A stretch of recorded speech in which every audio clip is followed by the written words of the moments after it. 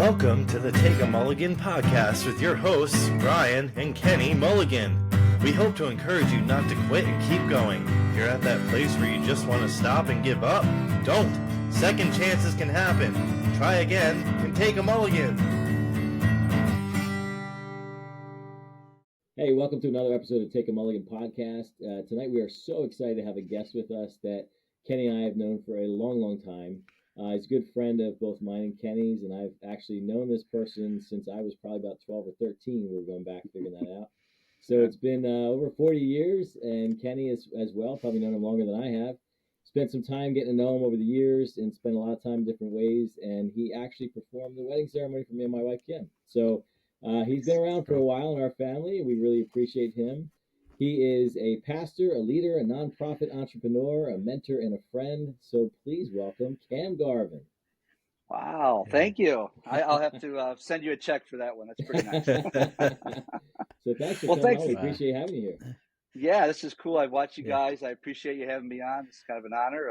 It's fun to be with the Mulligan boys again, and I know all your family, and I won't tell stories out of line if you don't tell stories about me. So okay. No, I really appreciate it. It is really great to have you on here. It really is. I'm looking forward to our conversation tonight. Good. Yeah. Thanks, Kenny. So tell us a little bit about you. Who is Cam Garven? What's your background? What's going on with you? Sure. I just turned 61 years old. Maybe not look like it, but all of a sudden 61 years old. And I've been married for 37 years to the same woman. I have 4 kids and a grandson, one grandson, Nolan, who just turned 1. So I figured the other day I'm 60 years older than my grandson, which is cool, I guess. Yeah, and I feel it sometimes. But yeah, so we live in Pennsylvania. I'm originally from Niagara Falls, New York, Buffalo, up towards Toronto, the Canadian border. We were 20 minutes away from Canada. So I grew up there for about 18 years, then came down to Pennsylvania to go to college. Met my wife, Mary. Then we went to grad school, and she taught at a school that she's we're back here. We're at the same church with Kenny and Brian. We were on staff together, Ken and I, and some really good years, good memories back at Bible Fellowship Church. Now everybody's changed their name. It's Riverstone. So we were there for 24 years. Wow. I was at one church. Yeah, it was a long time. Then ventured out in some other things. Mary's still teaching. She's been steady. She's been teaching and now assistant librarian and working at that. And then just a few years ago, almost 4 years ago, we started a new ministry called Productive Lives. It is a training organization. We can talk more about it before, but we're really getting people to serve other people, especially people in need and in the Philadelphia area and kind of different parts of the world. So that's been different for me. I was steady for so many years. Things happen in our family, some other circumstances, tried a bunch of different things. And really, Mary says this to me all the time because she gave me permission to kind of jump out and take a mulligan if you want, to do something over and to start Productive Life. So, that's been great. It's been almost everything I've done in my life has really prepared me for this. Now, I may go do something else, but for this moment in my life, and I think until something else happens, God's put me at this place and prepared me for it. So that's kind of me quickly. So let's go back a little bit. I want to talk about, so we met, oh my goodness, so 40 some years ago. It had to be a little, at 35 maybe. Yeah. But I remember, so we were, Julie and I, we just started attending Bible Fellowship, and they were just bringing on this young couple. And as the youth pastor, which is typical for a church, that's the next hire. Not today anymore. That's not the hire, but back then it was, and probably because all the people in leadership had teenage kids, so it just sort of goes along with it, right? I mean, that's just, and but we met you, and boy, you were the one who tried to get us to do Awana right away, and I remember thinking, okay, I don't know how to lead anything. I don't get up in front of people and speak. So this is out. And, but you're persistent. And I mean that in a good way. Like, you were persistent, and so you rallied another couple around us. And then Julie and I started this thing with, another couple, Cam and Mary, no, oh my goodness.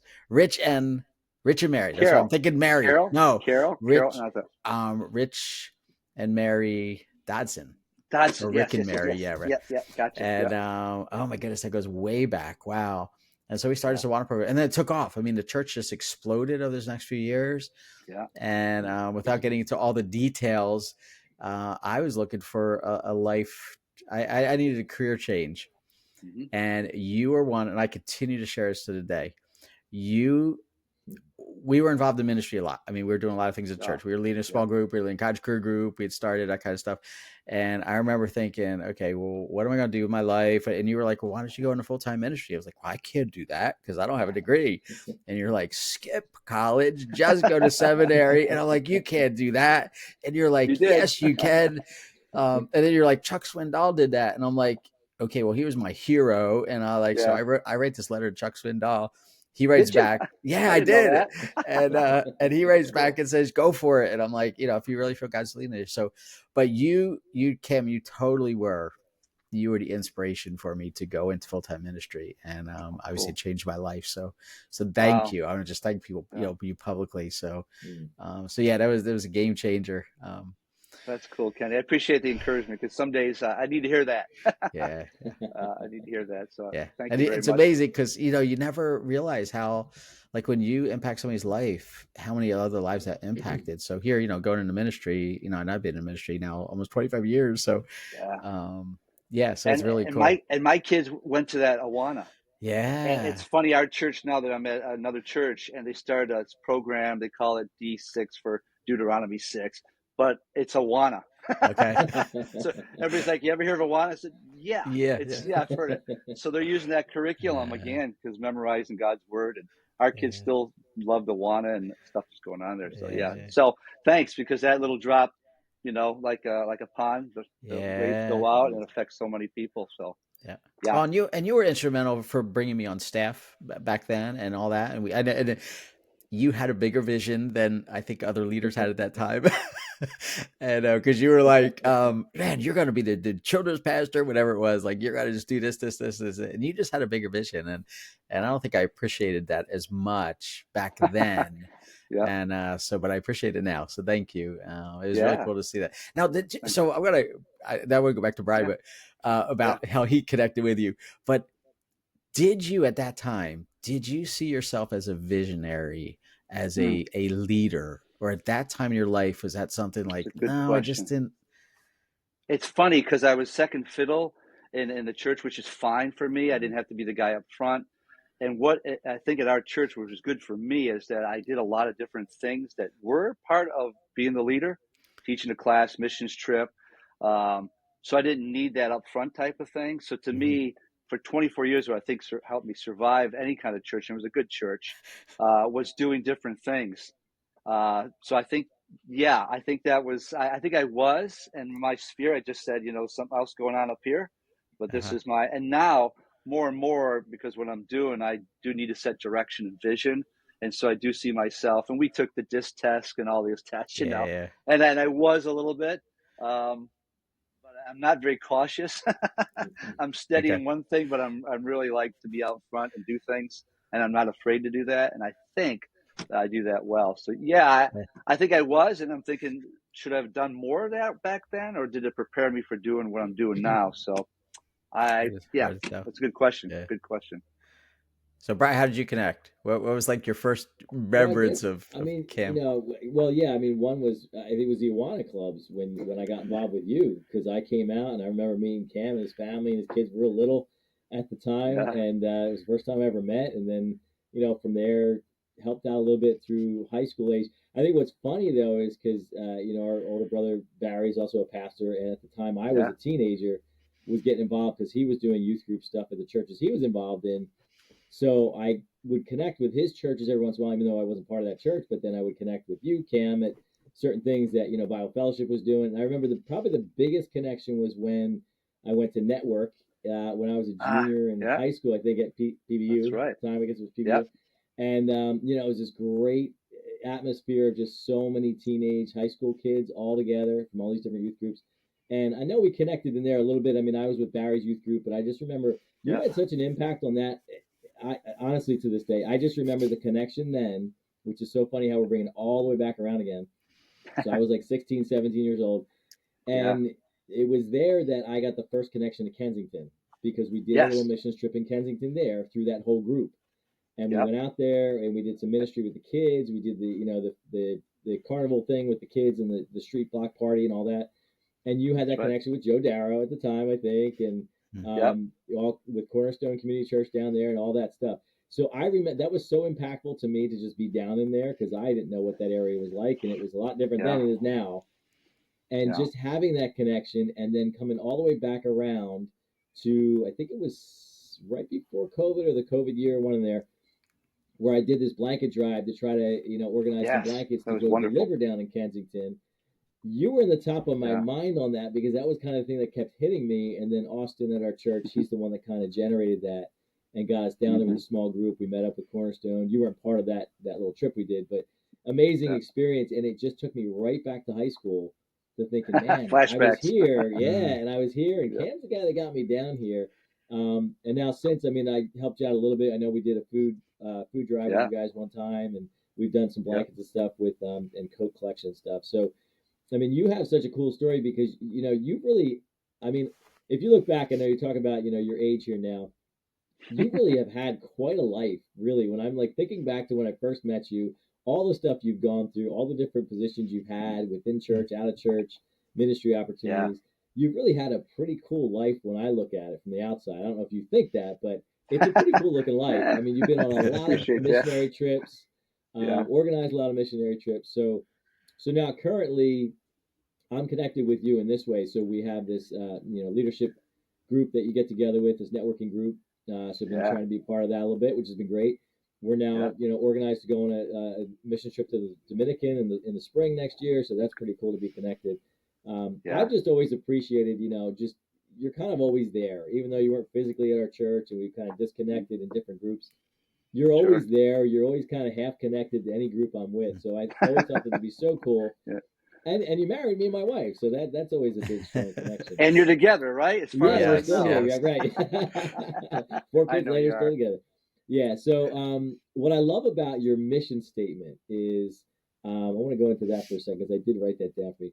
So your mission at Productive Lives is, our mission is to motivate people to improve their lives and the lives of others through servant living and leadership.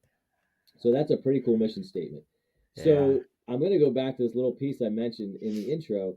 I do consider you an entrepreneur. I don't know if you consider yourself that or not, but I would say that. It doesn't matter whether it's a nonprofit or not. And are you guys technically a nonprofit organization? How would you categorize yourself? Yeah, we're a nonprofit, but I would say, someone said to me, one of the guys that we do this business lunch or breakfast, and they said, you're really just a startup. I'm like, with no capital. So, we've gotten the money and people have donated, and just going back to full circle, Joe Darrow is now on my board.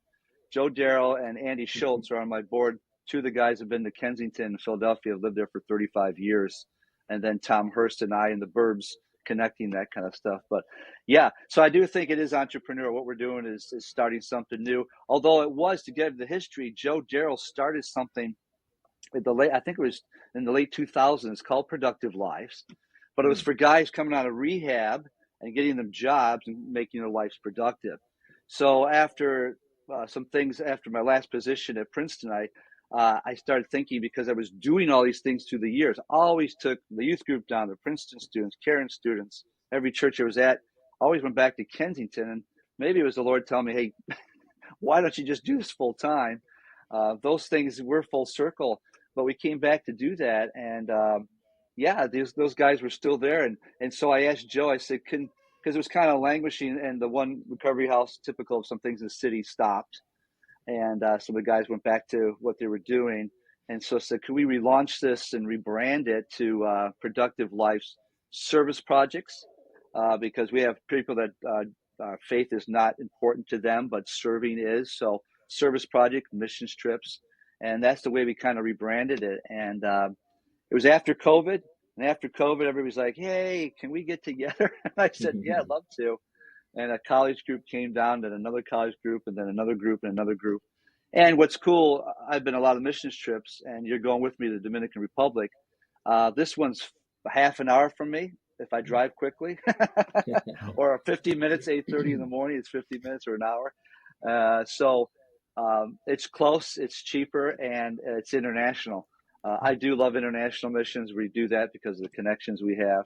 So yeah, what we want to do is motivate people to improve their lives, because I think when we serve, it improves my life. Just talking to the other day to a guy that said, I get so focused on myself. I said, well, just serve someone. In a church, in the Kiwanis, in your community, just go out and do something for somebody else. First of all, it makes you feel better. It's the right thing to do, but it also makes you feel better. So as we're motivating people to serve, and then when we serve those people, we're actually helping them, and I think that helps everybody in the thing. Servant living, because as you know, Jesus says that he came to not to be served, but to serve, and to give himself a ransom for many. So everybody likes to serve. Nobody wants to give their life a ransom for many, but that's the reason why we serve. And so, yeah, that's our vision statement. And so it's part of living, and it's leadership. We think if we have the right leaders, as you all know, your leaders, they can give that direction back to people. So servant living is nothing new. Jesus has been doing this for centuries, and other people have written about servant leadership. But yeah, that's kind of what we're doing. So I think what's, oh, go ahead. Yeah, as I say, you hit on the whole serving thing. So I think it's interesting that these younger generations, churched or unchurched, they're looking for places to serve. That motivates them. And if the church can really rally around that, oh my goodness, you could reach a lot more people just engaging them in serving. So I think what you're doing is amazing, because to be able to bring people down there.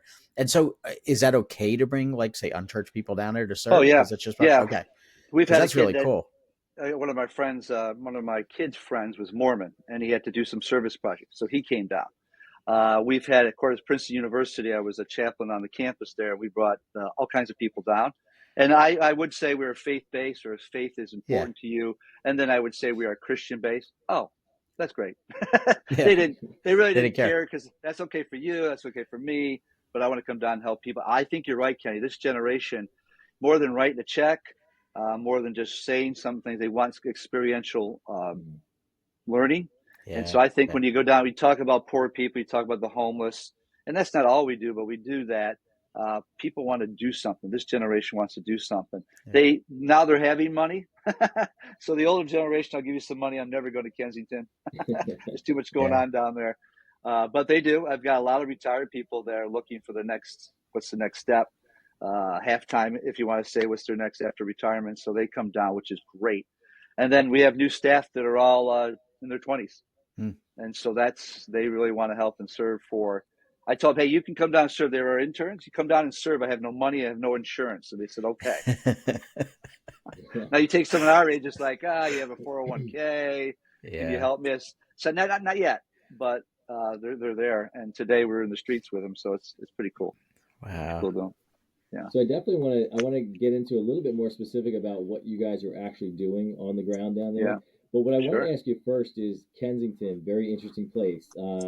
I'd say probably in the last 2 or 3 years now, there's documentaries out there on Netflix and other places about how bad things are. I think it's considered like the drug capital of the country. So what drew you to Kensington? Like what's the drive to all these years that you've been connected and now they're permanently? Like, what does it look like? Why did you enter that community?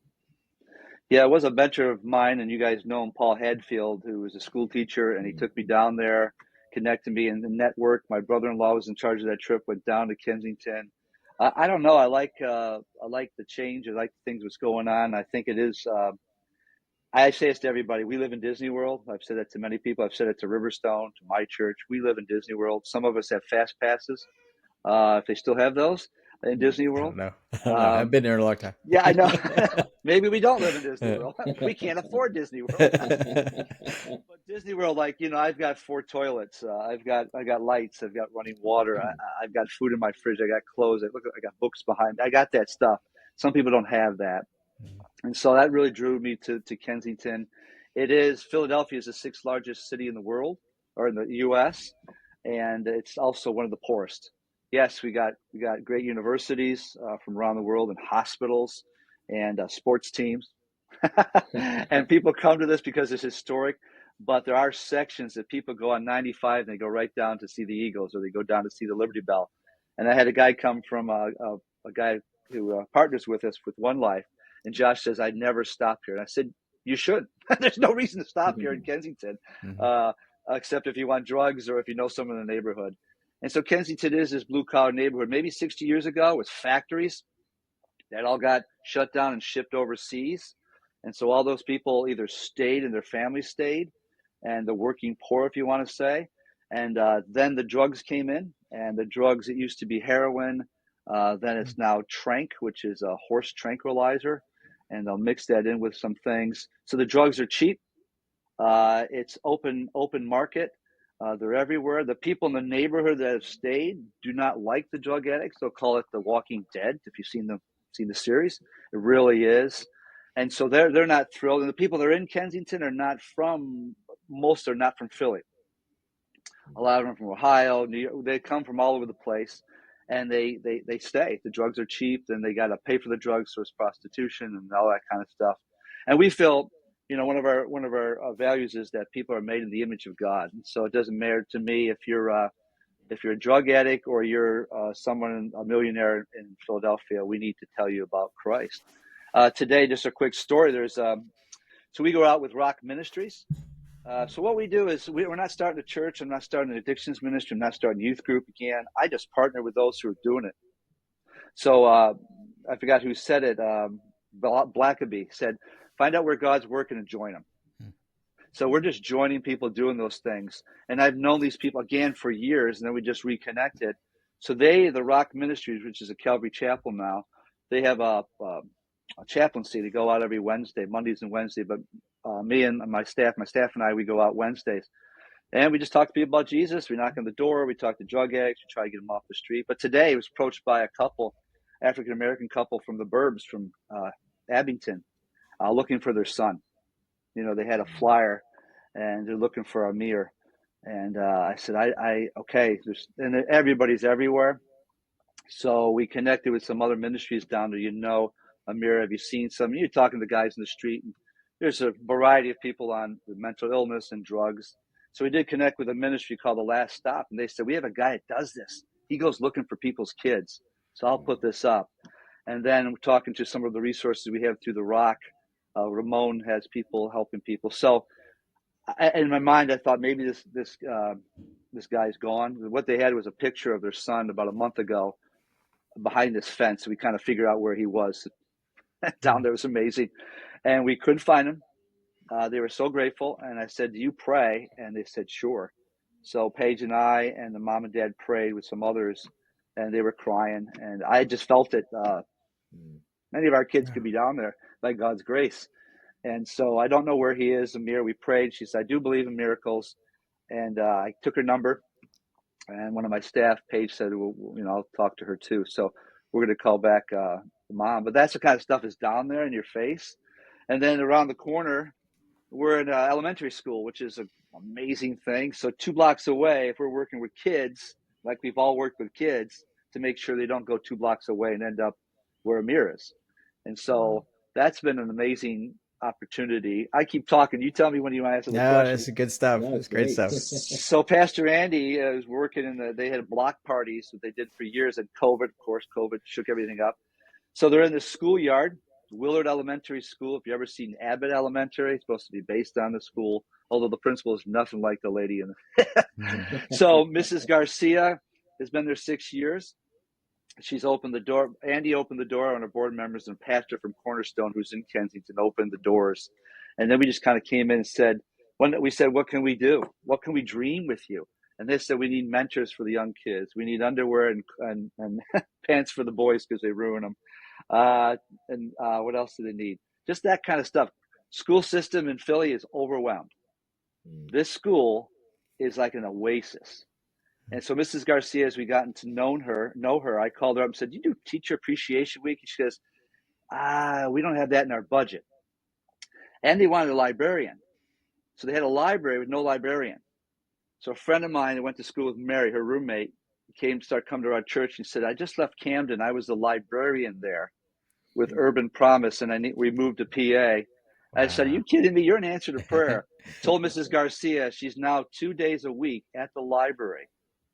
Our staff helps her, and some people from Cornerstone help her on Thursday, and the kids have a librarian.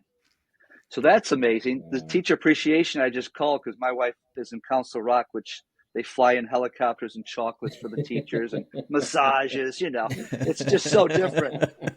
So I asked Mrs. Garcia, the principal, she goes, no, we don't have money for that. I said, well, what can we do? So we had bagels one day, iced coffee, we gave plants out, and then we had a lunch with them. Somebody that owns a restaurant, a friend of ours, said, I'll do lunch. And so 80 teachers and staff, we did lunch, and they were doing some in-service thing, and one of the ladies had a shower or something. And then we gave them Bob Goff's book on Everybody Does, I think it's a book on love. Bob Goff's a Christian author. He was a lawyer for 40 years and says he's a recovering lawyer. And he writes books, and he has stories, and he weaves Jesus into it. So I told all the teachers, it's hard to love each other, right? All you teachers, yeah. Hard to love the kids, right? Yeah. This is a book on love. I thought they'd be laying around at the end. We gave 80 books out. Wow. And so that's kind of stuff when people give money, it's like, hey, this is what we use it for. And so we're back in. She did a video for us for our dinner that we're doing. And she said, I'd love to come down. I asked her, I've never asked you, this is on the recording. I said, I'd never asked you about your faith. She says, well, I'm Baptist. I said, what does that mean? Baptist could be liberal, conservative. She said, I'm Baptist. And I think she said, and I think our values are in line. That's what we're doing. And we've prayed with her, counselor. And now we have a mentoring program, a Catholic, you guys love this, a Catholic high school in North Philly. A friend of mine from Princeton was an intern of mine when I was at Princeton. Now is the spiritual life director there. Wow. Very ecumenical, but they're doing service projects, like you said, Kenny. And so we talked to them a year ago, and then they called up and said, we have kids that can come twice a month. And I was like, and I always say yes. Then I'm like, what should we do? Because they're teenagers, they can't be on the street and certain things. And so I called, and remember Mrs. Garcia said, hey, we want mentors. I said, these kids come, juniors and seniors, every other week to mentor. And then the counselor got together and she did the program. So they come and they read with them. They play games with them. They do recess. They're actually in the kindergarten room just as extra hands right now. And so that's an answer. That's been 3 years for that. And so we're in a public high school. We're in the streets. So our three initiatives: education, like with institutions. So we got elementary school, high school we work with, and a college program. If you come on our internship, you can get credit, 30 credits to care and some other things. And then, and then we do children and youth, family. We just think that's kind of our background. But if you can reach them now, this time, a lot of broken families down there, but hardworking, just need some help. And then we do street outreach. So families, children and youth specifically, education, and then outreach, school outreach or street outreach. So just because that's the neighborhood. I mean, if it was fishermen, we'd be doing something else with fishermen, right? But because there's a drug population there, we're helping out. Yeah. And then you also do food distribution, right? Because I know I went down there one time with you. That's right. That was wild because we went down and we didn't know exactly what the population was that was coming in. All of a Different sudden, population. It was all Oriental population. We had to do translator to figure out how to speak in Mandarin, and but you have a whole setup there that's a great system, and you do this once a week, right? The food distribution. Yeah. So the Thursday is in Kensington, and then we have friends in South Philly, and then the high schools are in North Philly that kind of come down to Kensington. So we're trying to just do Philly well, do a few things, do them well, and then we'd have things international just because of connections. But food distribution falls under the street outreach, right? Because someone said, and you've heard this before, an empty belly has no ears. So I've been all over the world, and hey, I want to tell you about Jesus. I'm hungry. I got to tell you the gospel, but I don't feel good. Let me tell you about the gospel. That's why we're doing the medical missions trip, right? Let's meet them at their level of spiritual interest, and they're sick, they're hungry. And I think that's just a decent thing to do, and I think that's what Jesus would do. That's part of the gospel. I get it. I know the saving knowledge of it, but the part of I'm going to help you, and I've gained an audience. So an empty belly has no ears. So yes, the food distribution's huge. Again, we just partner with Cornerstone Community Church. We bring people down weekly from different churches that I know. A group that came from Riverstone came down this summer. 3 of the ladies said, can we come back weekly? I'm like, yeah. One's in the mental health field. Another one is a retired lady that's working The retired lady, Miss Catherine, stood in line, says, I'm 80 years old. I can't lift up boxes. I said, what an excuse, right? Can I talk to people in line? I said, yeah, because we don't get to do that as much because we're running around. 3 people gave their life to Jesus Christ from Miss Catherine. Wow. So that's kind of stuff like, go for it. So ultimately, all the things we do, really, servant living and leadership, I do want to point them to Jesus Christ. Even if groups come, we've had businessmen come down and do their business meeting, and then they would go off and do a service project. Mm-hmm. Yeah, we've had men's group, we've had youth groups, churches do that. So yeah, food distribution to me is level 1. To me, it's easy. Some people are frightened. And that in the population in Kensington is just really people in the neighborhood that are struggling, not necessarily drug addicts or homeless. And then Philly, South Philly, the church has 7 ethnic different groups in it. Can you imagine that? Wow. So there's a Oh, white my guy, goodness. David, that we know, and then there's 6 other pastors, Mandarin, Spanish, African.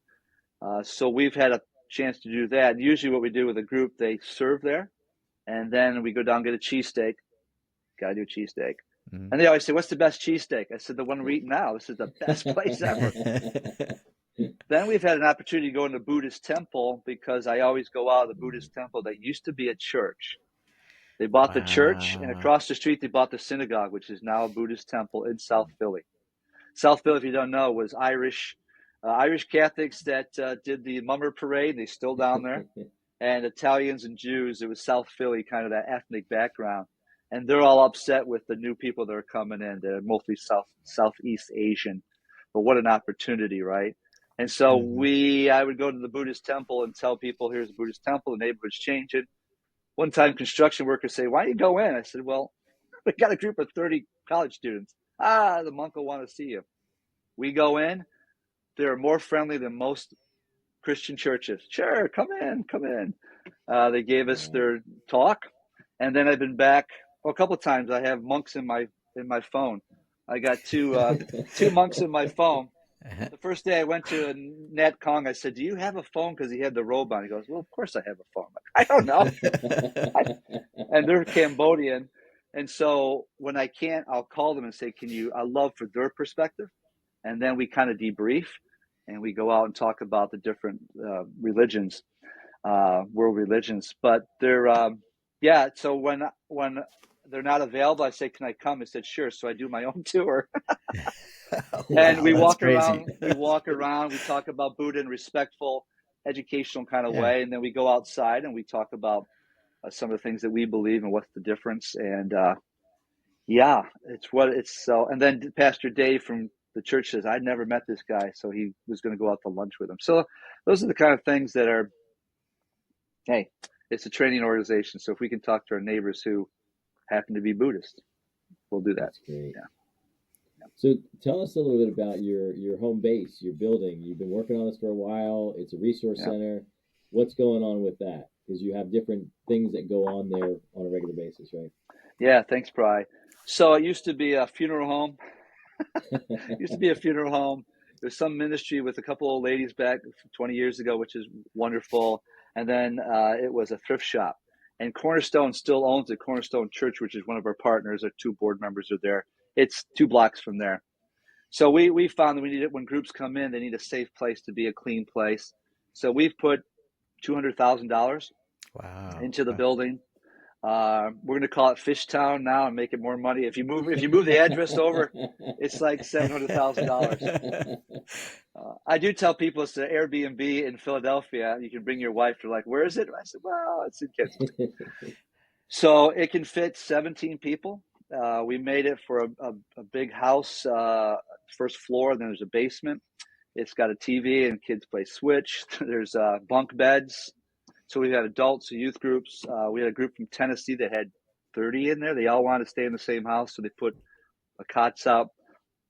So it's a place to sleep, place to take a shower, plenty of showers, plenty of bathrooms, a place to and even have the stained glass window there still, so people can't really see in. So they don't know how you walk in. It's really nice. I think it's nice. One of our interns now, staff, Evan, lives in one of the apartments. The apartment's mostly finished for him. He's cool with it. he stays there. So when groups come in, he's the host, and then he oversees our street outreach as well. So it's nice to have a presence in the house. So that is two blocks from the Willard Elementary School, a few more blocks from the Rock, and it's just a block around, a couple blocks from the church. So that's kind of a great epicenter. We're not on the L. The L is the elevated train where all the actions happen. So we're a little bit safer over here. People know who we are, know who Cornerstone.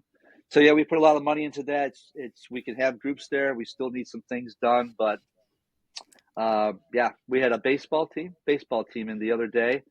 Didn't know what to do with them because it was kind of midday, and I said, let's make peanut butter and jelly sandwiches. Another idea from I think Andy did that. Peanut butter jelly sandwiches with a track, and they wrote verses. It's funny to see the baseball guys go, God loves you. They wrote verses, and I think we made 150.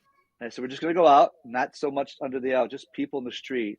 And would you like some? And everybody, yeah, anything free. Peanut butter and jelly, yeah. Is it smooth? Is it crunchy? I don't know. So, and then pray. And a lot of them were like kind of gun shy. And a bunch of them started just praying with people. Wow. A lot of the team was African American, which is part of the neighborhood, and just they jumped right in. So yeah, that is a base. It's nice to when I go down there, I stay at another house, but most of the group stays there. We do have another house, like 17 people could stay in. But yeah, that's kind of the base. Ministry center, we're calling it. Also guest house. So that's what it's for. Yeah, and so and the church still owns it. So like if they want Bible studies and there's game night or whatever they're doing, they can do that. And we watch Eagles games. You can watch it on the TV there. So yeah, that's been really most of our money at this point has gone in to get this place going.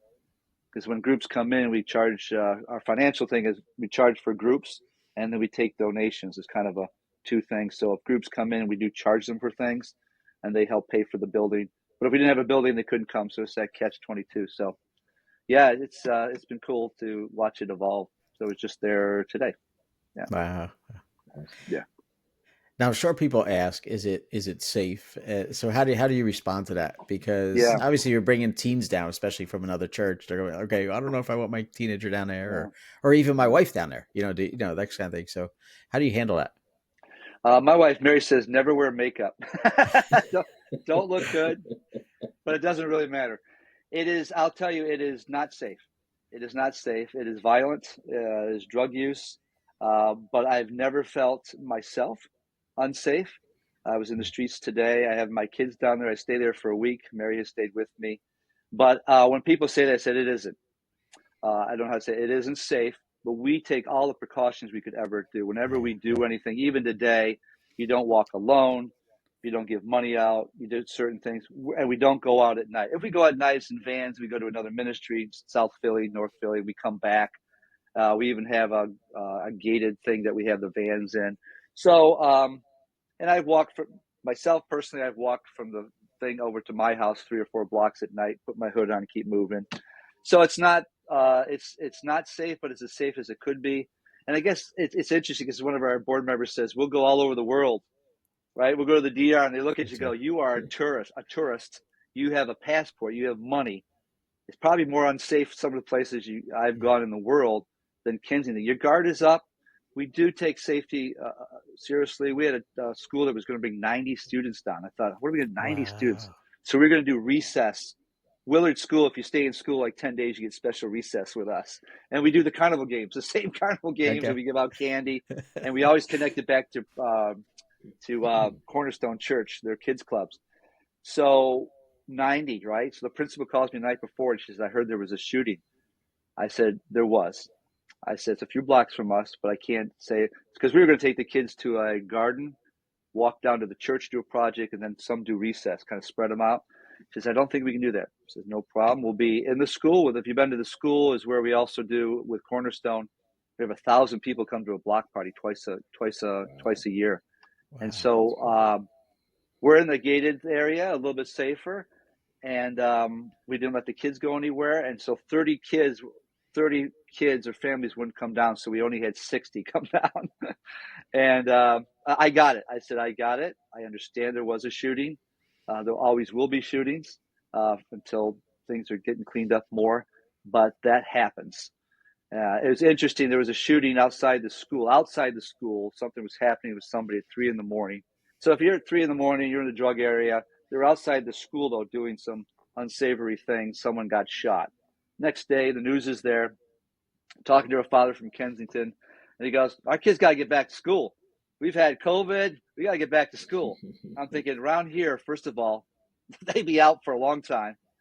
Somebody would be sued, and they just knew kids had to get back. So it's that kind of mentality I like in Philly. They got the toughness to do that. But I do say, so we do take precautions, and we're very concerned about that.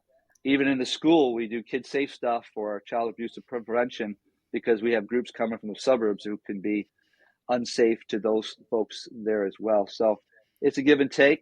And it's usually not intentional coming after you. It's like a friend of ours, they broke into her car and got her purse because she left her purse. She says, she's from Kensington. She said, "I left my purse, totally forgot." Guy saw it, smashed it, got it into it.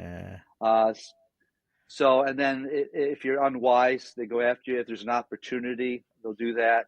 But it's not everybody is a drug addict, and everybody's after you down there, but it is dangerous in certain spots, and we just don't go. So yeah, I can't deny it. It's the way it now, is. What's interesting is, so right now we're, down here in the DC area. And so we're in what people would consider the suburbs. Yeah. And yet, I don't know, 10-minute drive and you're near skyscrapers, even though you're not in DC yet. Okay. Cause we're still 30 minutes from DC, but these are like safe neighborhoods. I mean, you just feel safe. You walk the streets safe and all kinds of stuff. 3 months ago, I was going to an event, and there was a shooting outside of it before I got there. 2 people got shot. A couple months, actually about a month ago, we heard right here in a park nearby, there was another shooting. So it's happening all over. So I think, so let's just have to realize, listen, like you're doing, you're taking precautions, stuff like that, but we all have to be aware of it no matter where we are. So hopefully it won't stop us from doing things like going downtown Philly, And I think I take the statement from the guy, the Compassion, Dr. Wes Stafford. He was the Compassion president. He said, "I want to comfort the afflicted and afflict the comfortable." You and I we're all comfortable, and I think we need to be uncomfortable. Doesn't mean to put you in any bad situation. We even say, if you're walking with us in the street and you feel uncomfortable, just let us know, and we'll stay with you. Because once you go down today, there was needles everywhere, people shooting up. I've seen all that. But there was a group from Virginia. And the lady said, "It took me a day yesterday just to see what was going on." I said, "Yeah, sorry." I get kind of like, I've seen this. Let's go. One of our youth pastors had a panic attack. And he said, "I'm having a panic attack." I said, "Okay, let's sit down." Kids were praying for him. I said, what do you get upset with?" He said, "Needles." I said, "Oh, man, I wish you would have told me that." Needles, uncomfortable places. I'm like, dude. Wow. And I know this guy. I said, "Just tell me that." I get it. So just sit down. He said, "Can you get me an ambulance?" I said, "They won't come for 45 minutes. I said, "Just sit still and hang in there." What is really cool, the new Democratic mayor says she's a believer. She is cleaning up Kensington. She really is. She's putting her money where her mouth is. Wow. I don't care who's elected as long as they're helping. She did to the nonprofits and the ministries down there. She said, this is the way I describe it. Show grace, get people in recovery, and tell them the law is coming. Instead of the law and grace, this is grace and the law. And so now the new graduating class of the police academy is down there. Guys are in their 20s. Oh, man. But they're everywhere. So they got everybody off the encampments, which means they used to have a fire and they all gather around. That's illegal now. If you do that, you get arrested. But everybody's out. They just go into the other streets, kind of do it. So there's still people there, but they're trying to do the right thing. The police officers, we always stop. We see them all the time in the park called Needle Park. I forget the real name. McPherson Park. It's called Needle Park. And the cops are there and say, "Hey, guys, can you tell my students or people here what, stay off drugs, man. Don't do this." I'm like, "Thanks a lot." And then we say, "Can we pray for you?" And they're like, "Yeah, sure." They're always gracious. So someone prays for the cops. So honoring the police officer, because it's a tough job. And, there's a cop on a bike today. They're on their bike patrol, and he's going down the thing. And I think there were drug dealers yelling at him. He said, "Hey, you got out, didn't you?" Meaning he put him in jail before, but you're already out. So don't mess with me. And I'm like, I wouldn't be on a bike down there. I'd be in a cruiser. So yeah, there's a lot more on that. And again, if it's politics, whatever, they're trying to clean up Kensington. The thing is, the drug dealers are difficult. I have a hard time with them, but they've given me directions. They're polite to me. They ask me what I want. I don't want anything. They're the ones supplying and killing people on the street. And so someone said, get rid of the drug dealers. Well, there'll be it's like rats. There'll be somebody new at the corner, another kid making lots of money. And then how do we get rid of the supply? So they're trying to help in a humane way, the supply of the people. So if you take the people away, there'll be no drugs, ideally, right? So now they have some rehab places that they take them. Who knows? I think every mayor does something different every 4 years, but we're trying to help with that. The mayor came to the Rock and she did things. They know people in the Rock ministry that we work with know the commissioner. And so there's great. Actually, Ramon, who's the drug, helps you with your drug recovery, was a drug dealer, trusted Christ. Now he says he used to run from the cops. Now he's running with the cops. He's a chaplain. He's a chaplain with the police force. That's awesome. So that's hope to me. There's hope down there, even though in the midst of chaos, and you can never give up for that. So yeah. Wow. That's great. It's amazing what you guys are doing down there. So it's so happy you're in the middle of that and making such an impact for Christ's community. Yeah, thank you. Appreciate it. I did want to ask you, you alluded to that, and I know we're kind of running over time here a little bit with you. Hopefully that's okay. So you've been on a lot of mission trips. Do you know how many mission trips you've been on in your lifetime? And I'm going to be silly. I counted because even when I was a kid, I just count those ones because, I went to New York City when I was a kid because it was like 400 miles away, and New York was like, it was a different world. New York City, especially Times Square at the time, was not good. So I think over 45, maybe up to 50. Wow. Yeah, some multiple countries. Because my thing is, I've been in 5 continents. Is how I say it. I've never been never been to Asia for some reason. Australia, just haven't had chances to do that. But Africa, Middle East, Europe, South America, North America. I think that's it. Yeah, is that 5? Nobody goes to Antarctica. So. But just opportunities, and we usually go back like the Navajo Nation. We did 3 times because it's nice to be consistent. Peru, through a lot of our missionaries with Riverstone, some of the people we already had contacts with World Servants, which I learned a lot from with them. Mary and I did a lot of volunteering with their missions organizations. Still exists. Actually, we partner with them as well. They bring in people into Philly. So yeah, a lot of trips. That's awesome. Yeah. So what we like to ask on this podcast, since it has the name and the title, is what is a mulligan? Is there a mulligan that you can think of that you either know that you've taken, something you've done over that really changed things, or something that you wish you could do over and get a do-over with? Yeah, first one's kind of more funny. I guess it was 16. I was 16, and we did a canoe trip in Canada, which you're more familiar, the Mississauga River, 200-mile canoe trip. Wow. And my friend Joe said, "Hey, you want to go on a canoe trip?" Why not? I didn't know canoeing, right? 200 miles. That's 200 crazy. miles. I didn't realize it. So 200 miles, you did 20 a day, I guess, to keep going. So we thought, and you portage, it's a French word for don't go around the rapid, or go around the rapids, I think. So there's rapids. So you get out, you got to put the canoe on. Of course, it's raining, and you're just miserable. And then it got nice out. So Joe and I, being 16, 17, said, let's go back and shoot the rapids. So we go back upstream, carry this canoe, and we shoot the rapids. And then if you've ever been to rapids, it's pretty. There's 5s, 4s, and this might have been a 3. I don't know what we're doing. We get down to our underwear, I think, or shorts. Figured if we get wet, we get that, and then we turn this way sideways real quick, and the whole canoe gets bent around the boulder. Oh my goodness. God. And so we're not, I don't know where we are, somewhere in Canada, right? Miles and miles away. So we get out. I forget how we get out. And there's the canoe. And we're like, man, they're going to be at somebody else's canoe. And then Joe's dad, I don't think he was thrilled with us, came back, helped us get it out. I think they wait for the water to go get it out. If you remember the Lipton iced tea things, they melted the little scoopers on the holes, and they did it. And the rest of the trip, he's Joe's in the back, we're paddling, you have to paddle. We would paddle like this, and go like this, and paddle again, and go like this, because you had to overcompensate to paddle that way for the rest of, 60 miles. So I wish we had a redo. I wish we could take a mulligan because we were idiots. But what I learned from taking the mulligan is that there was a little scar, right? There was a little bed thing. It's fine. And everybody knew we tried something that probably was probably not wise. But I wish we could have done that redo. A serious one is parenting. I think I'm a pretty good parent. I even asked my kids. They think I was way too much. And of course, they probably maybe go, oh, you were never far away. But doing stuff what I did. And they said, no, we appreciate you, Dad and Mom. So, but I wish I could have redone some things I've said to people. I really wish I could take a mulligan. What's cool is, and this is an idea for audience too, Joe Darrow did this.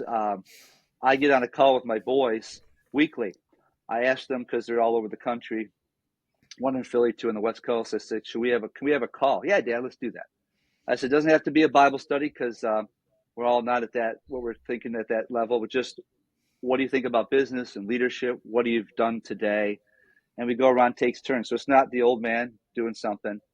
And it was called, of course, Ryan did it. It was, what was it called? It was The Boys, right? With a Z. And then Mary's sitting there going, I wish I could be part of it. And I said, boys, oh yeah, why isn't Mom part of it? So it's the original OG Garvens without the spouses. They're invited, but they all think we're insane. So we get on, talk about things, and then we each take a turn on, maybe it's time management, or I've snuck James in there, and I've said, this is from the book of James, and one of my sons goes, I remember that. Back in Spectrum. That's what we're doing. So it's just trying to hang out. Awesome. So it's kind of cool, because I feel we're, because of the situation in our family, drew us even closer together. And it's just cool to be online, and we make sure we're all doing this together. Sometimes you're driving. Sometimes Ryan's working on something. Colin's doing something, eating, and Mary and I are on the thing. So that's been helpful. But if I had a mulligan, I guess I think I was a good dad, but I wish I could have been even better, if that makes sense. Mm-hmm. Yeah, absolutely. Understand that. So tell our listeners and your listeners who's going to be checking this out, where can we find information about Productive Lives? And is there ways that people can help you in your ministry out in practical ways? Sure. Also, I think you have a little event coming up this weekend, maybe, that if people want to know about that. Yeah, so productivelives.org, Productive Lives, all one word, .org, takes you to the website. A bunch of people helped me do that, make it look good. On the website, it tells you what you can do, from food distribution to mentoring students to telling your story, building stuff. Any of that kind of stuff can help us. Finances, of course, is helpful. I always say you can pray. If people pray for us, for safety and open doors, and they have been, that's great. Next one, it's pastor type of thing. Pray, participate, come on down like you've done, because then you get to see, oh, wow. And then when we ask you to pay, you're like, yeah, I've been there. I understand it. So I don't like to say, hey, we need the money. We do. It helps facilitate what we're doing. And we're going to do a fundraising banquet we've never done before. I like to call it a celebration, just telling you what God's doing. We'll do a Kahoot game about Philadelphia, have cheesesteaks, water ice, and pretzels, because it's cheap. It's cheap and it's Philly. And then I think there's about 65 people coming. And then we'll tell them what God's doing and ask them to participate. They can volunteer on a QR code, or they can pay if they want to. A lot of people coming already are great supporters and friends of ours, but we've never been in the same room together. So it'd be kind of like, I didn't know you supported. I didn't know you come down. So, yeah. Thanks, Brian, for the opportunity. Thanks, Ken. I really appreciate it. Sure. Yeah. That's great having you on. Words of wisdom or anything you want to share before you head out? That was it. No, I guess Ken and I, we were talking offline. Maybe we didn't capture it, but I don't care if you're 20 or 30 or 60. Keep at it.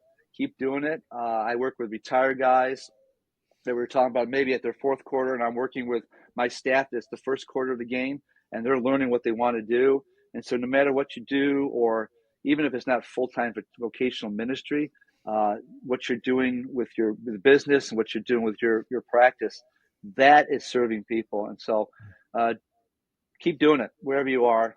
Don't matter about the age. Some people, I got 80-year-olds helping me and 20-year-olds and everybody in between. And so I would say a word of wisdom, keep doing it. Keep doing it until you can. So thanks. Awesome. Great words. Thanks, Cam, for being here. Thanks, Mulligans. Appreciate you guys. We know everyone can use a second chance or a do-over. So take a mulligan and try again. Thanks so much for joining with us today. Make sure you follow us on Spotify, Apple Podcast, and YouTube. Like, click, and subscribe.